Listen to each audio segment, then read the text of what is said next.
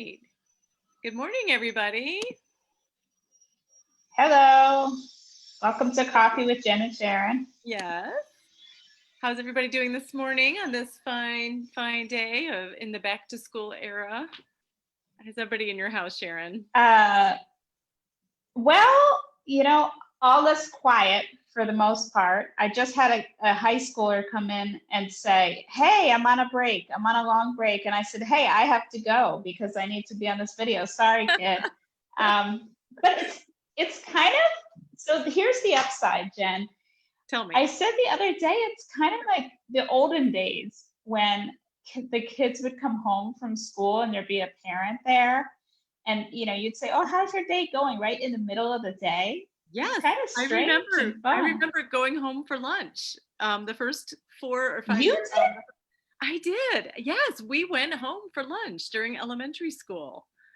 It did not become. There I was. had no idea. I know you think I'm like 900 years old, but no, they did not No, you're not that offer. old. No, I know, but that's the thing is this is what's so interesting is it's really it happened during my elementary school career when they suddenly realized that a lot of women were going back to work and that meant that they now Ah, need to offer school lunches. It used to be kind of like a one-off treat. Like every once in a while they'd be like, "We'll have brown bag lunch and you can bring a lunch to school."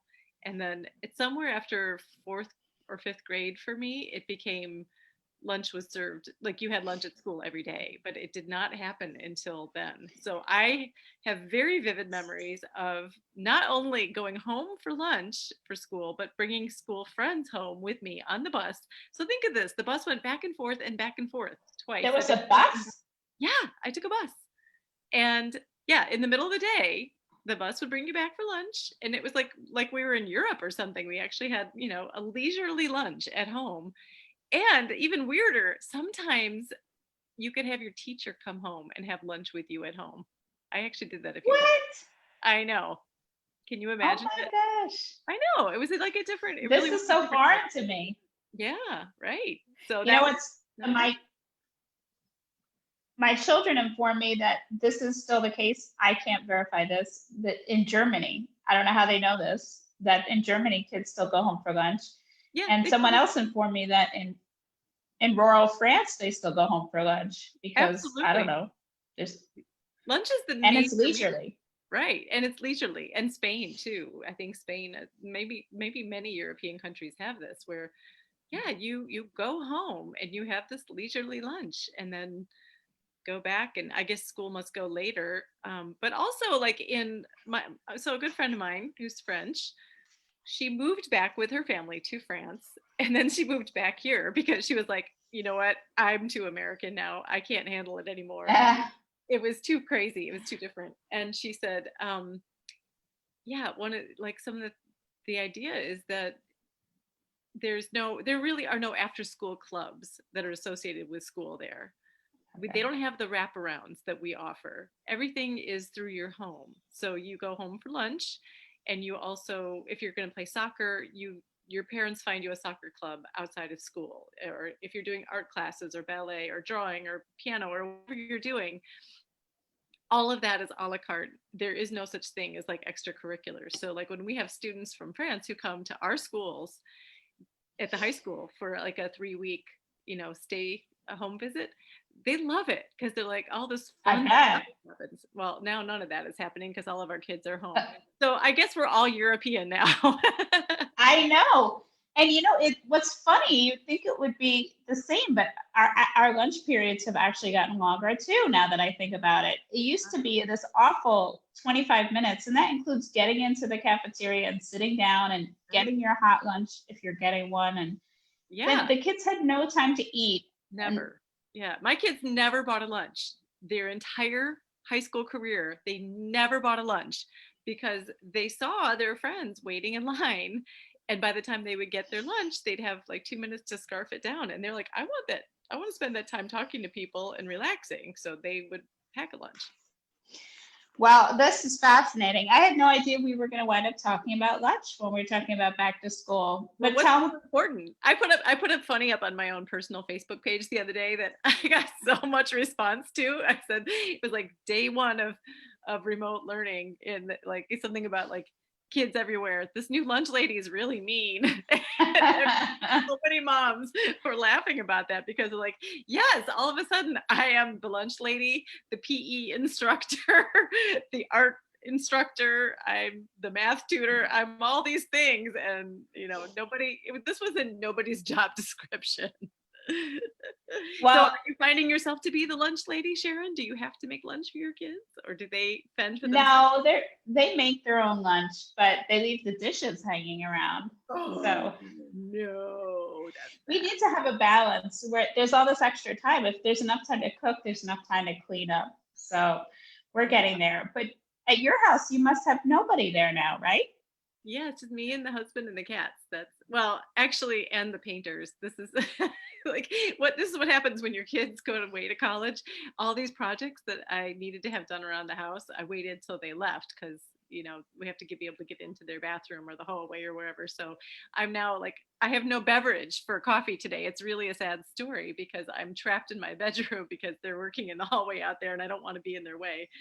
So yeah, Mhm. and I've got to get some plumbing done in their bathroom and um, yeah, there were all these things that I was like waiting for them to go back to school, but I'm also worried that they're going to come back right away. So I'm trying to cram it all in. And I'm hearing that from some of my other fellow empty nester parents, which is like, And let's get this done now. so far, so good, though, right? We're so good. Yeah, I'm Our hearing bosses, there's the our gamut. I mean, my kids, their schools are small and their case numbers of COVID are very small and contained so far. But kids, parents I know whose kids are at bigger universities, that is not as much the case. I know our editor, Sue, put a little note on our Facebook page saying her back to school experience is that her son has roommates who have tested positive and a lab partner who tested positive. So he is now waiting for his test result, and I think that is going to be the case for many. oh So, my gosh. and I'm sure that we have parents out there whose kids are going to in-person school K-12, and I I'm sure that there are some of those experiences happening there too. So it's For like whatever sure. you're doing, there are challenges associated with it. Whether you're having the at-home experience and you're the lunch lady and the PE teacher and the recess monitor, or if you're sending your kids off and you're worried about case counts and Yeah. extracurriculars, nobody has it easy. So I think whatever the transition is, it's definitely going to be a different kind of year for everybody. Yes, for sure. So We had what are your kids telling you so far about remote learning? Because I know that's what your kids are all. Well, it's kind of interesting because they're at three different schools. And Monday morning was a little harried because I'd been saying for weeks, where do you want to do your work? Where would you like? Oh, I'll just sit on the couch. I think you're going to want a table so that you can sit and, they all have desks. Are they clean and ready for work? Yes and no, depends on the child. But all of a sudden, despite my trying to prepare them for this eventuality, school began and there were controversy over who was working where. And that had to shake out very quickly. Just, that back to school day when tensions are kind of high and Mm-hmm. nobody knows what's coming and everybody's just a little on edge. And we definitely had that Monday morning. We had one kid who couldn't get into class at all because she Oh didn't get no. the Google invite or whatever.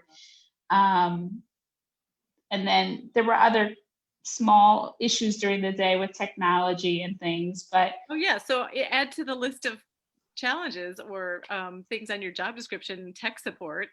yeah, Everybody's which favorite. I'm not equipped to do. No.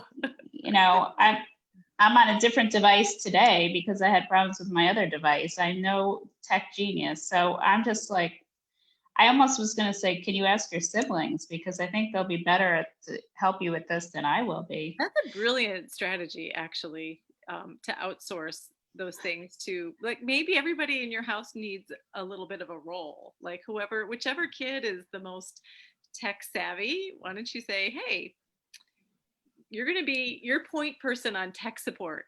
And so the first if anybody's having a problem, they're going to go to you first if you're not at class, obviously.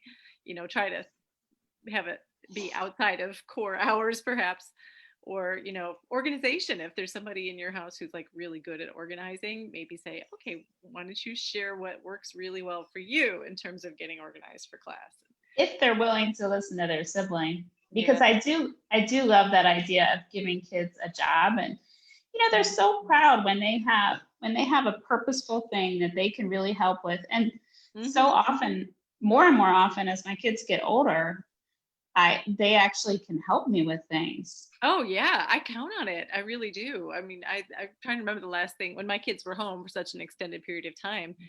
I realized at some point that I should be taking advantage of that, and I thought, oh, like I had a couple projects that I thought I could really use their help on the tech side of this. I don't know the best way to organize this, or I need them to show me a few quick tips on using Excel or something. And I tried to, they got to earn their keep somehow, right?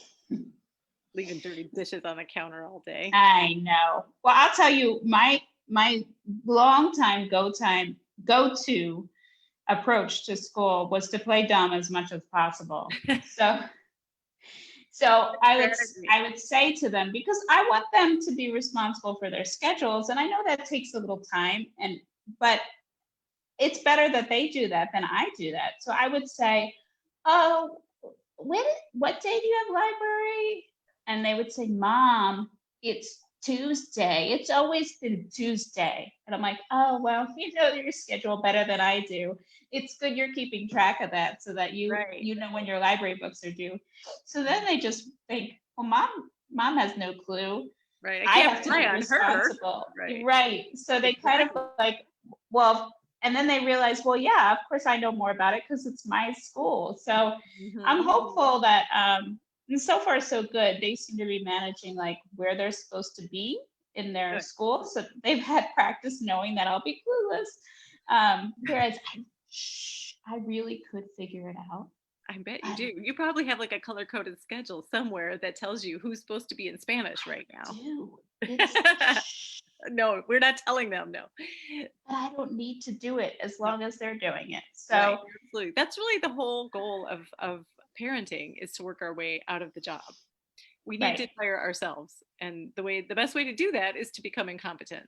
So if I can't help you with it, then, well, you're on your own. And that is a good strategy for so many things that you want to get off your plate. It's like, oh, I don't really, know how to. And they're primed to think that of us already. Yeah, exactly. We might as well use it to their and our advantage by playing dumb in the things that we really want them to do. Yeah, that is the. It's brilliant. I dare say myself. Hopefully they won't be watching. Yeah, no, they should be in Spanish and gym right now, so they're not watching. Oh, they're off doing their thing. We have 5 people on the screens right now. There's a Zoom call for work upstairs and this Zoom call. Isn't it funny? It's almost like your kids have become your coworkers in some way. Yeah. Everybody kind of has to manage their own space, and you maybe come together for a few team meetings here and there. But yeah, it is an odd type of thing, but it's actually not a bad thing for them to see that you're busy all day too, because I always suspected that my kids thought that the minute they got on the bus that I was just putting my feet up and reading People magazine, and I might have for a little while.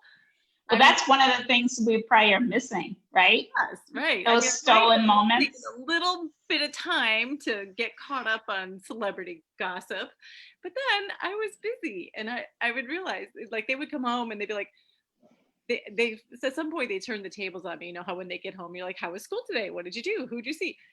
One of my kids in particular is really skillful at turning the tables, and she'll be like, so what'd you do all day? And I'm like, oh, this is how it feels. Oh no, you didn't.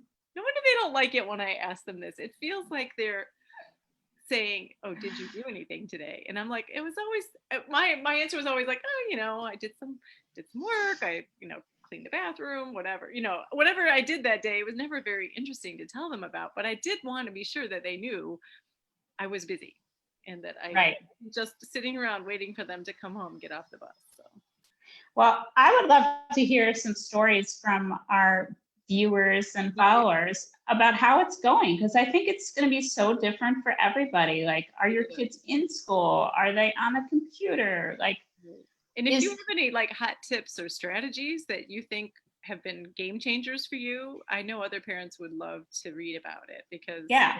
maybe something you're doing or figured out is something another parent would be like, oh, that's brilliant. That will really help me a lot.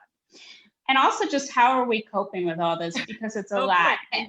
And I now have to say, now they're taking a tree down outside. at your house, I don't hear it. You're Oh, okay, fine. good. It's a chainsaw going. I was like, oh boy. I don't hear it. But I have to confess, I already was losing my cool yesterday, and I came up with a brand new parent fail. I mean, something Okay, that in pre-corona times you couldn't even imagine. It's a long story, which I won't get into. did you swear at your kid? I did not this time. No, I did. Okay, that's another story. But my child heard me swear, which I usually don't do, because in my defense, there was a bat in the house. Oh yeah, that's a swearing situation. And the bat escaped. I had it trapped, and it escaped like towards my face. But that's not definite swearing situation. That was not my fail that time. This time, okay.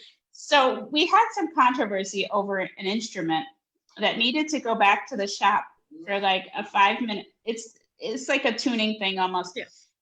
And I made an appointment and went to take the instrument, and the child said, "I need that instrument. I'm in orchestra right now."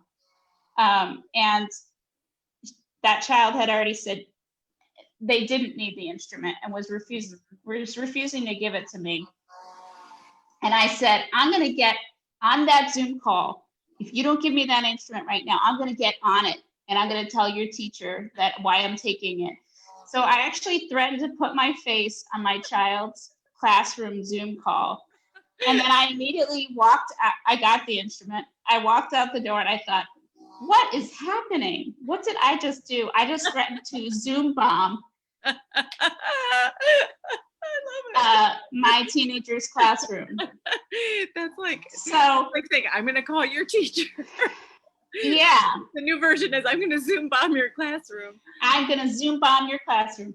So on that note, I don't have it all figured out, and I would love to hear how it's going for everybody. And I know you would too, Jen. I would definitely like to hear it. And I mean, we'd like to hear from everybody, wherever you are, age-wise with your kids, or, you know, empty nester or not, you know, how you're dealing with things, how are things going. I know there's plenty of college age kids who are still in mom and dad's house doing remote learning. So that's a whole other, you know, segment of people who are dealing with challenges. So it's like, we all want our kids to individuate at whatever age they are, starting in their teen years. That's what they're supposed to do.